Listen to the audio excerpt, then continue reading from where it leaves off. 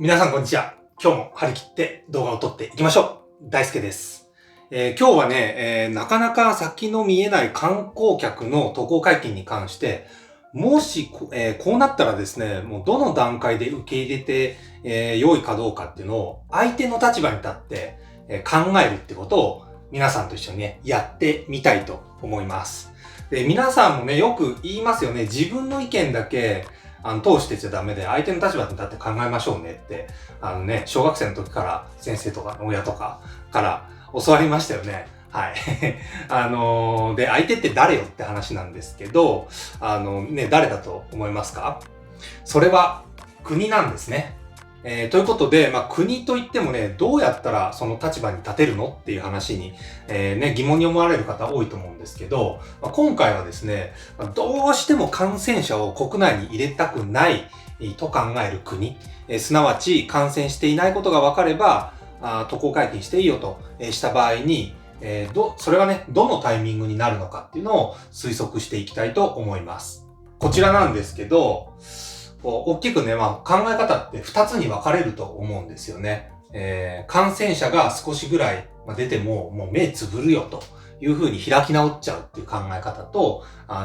徹底して、もう感染者も絶対入れないんだという思いを持って挑んでいくという、このね、2つがあるわけなんですが、もちろん日本を含めて、ほとんどの国っていうのは後者だと思います。でね、先日の動画でこういう結論を述べさせてもらっているんですね。これらの国に関してはほぼ高い確率で、年内ビジネス渡航は解禁されるんじゃないかということを、ね、私の一応考えとして、ね、個人的な考えとして述べさせていただいたわけなんですが、この中でもちょっとね、注目をしてチェックをしていきたいのが、観光産業を優先する国の動向に関しては、一回ちょっと注目してみたいなと思うわけなんですよ。というのも、最新のですね、状況の中で、ギリシャとね、モルディブに関しては、早い段階で観光客受け入れをされていくということで、発表をされてますんでね、その状況がどういうふうに進捗しているのかっていうことを知ることはね、各国の世界の状況を知る中でも、参考になるんじゃないかなといったところなわけなんですね。じゃあね、このギリシャに関して確認をしていくんですけど、ギリシャはね、6月の15日から日本を含めて観光客の受け入れっていうのを表明されていたわけなんですね。それをどうなったかっていうのを確認していきます。で、これはね、ギリシャにある、日本大使館の情報ですね。これね、確認していきましょう。ちょっとね、読み上げてみます。ギリシャ政府は、これまで日本を含む新型コロナウイルス感染症の危険性が低い国地域から、航空旅客を6月15日から受け入れるとの制限緩和方針を示していましたが、その後の発表がないまま、緩和措置が6月30日まで見送られることが判明しましたということなわけなんですね。変わっちゃったのねって、ちょっとね、これ見て、思いましたけど、別にこれ残念がりたいとか、そういう話ではなくてですね、ここから学べることは何なのかっていうことなんですが、相当なね、葛藤がおそらくね、ギリシャ内であったんだろうなという話なんですよね。なんでギリシャって国内の約ね、30% が観光産業で、支えてる、GDP の約 30% を観光が支えているというような形になってますので、それでもね、やはり徹底して感染者を入れない、このためにはどうしたらいいかっていうことが、そういうね、視点が、強まっているとしか考えられないですよね。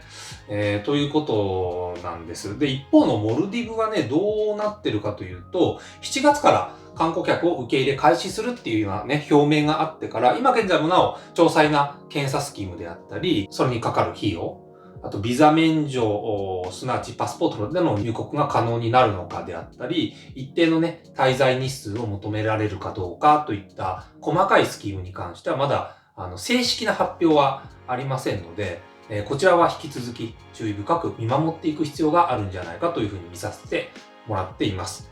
で、次なんですけど、このね、TPP 参加の低感染国であったり、経済的結びつきが強い国がどうなっていくのかっていう話ですよね。で、これらの中でも第一ステップの緩和はベトナムからになるみたいですよね。で、これは外務省の茂木大臣が6月19日の閣議後の記者会見で語った内容なんですが、彼はね、こう言ってます。ベトナムとの相互関係、ベトナムとの相互の往来制限を段階的に緩和することで一致したというふうに発表されているんですね。だからね、これ見るとね、もう、マジか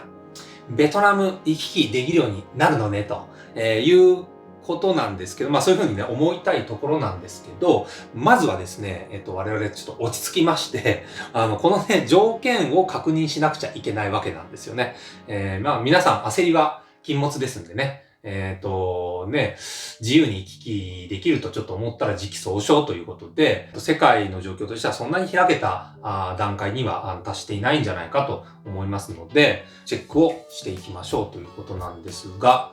条件はね、こんな感じになるみたいですね。入国前の PCR 検査証明が必須と、アプリによる位置情報の保存、これが必須になるということですね。事前の活動計画書の提出ということで、おそらくこれね、ベトナムから日本に来られる方に対して日本政府が、こうしなさいよっていうルールを課している内容だと思うので、ベトナムに逆に渡航した時にどうなるのかっていうのは、ちょっとね、チェックしていく必要があるんですが、おそらく同じような、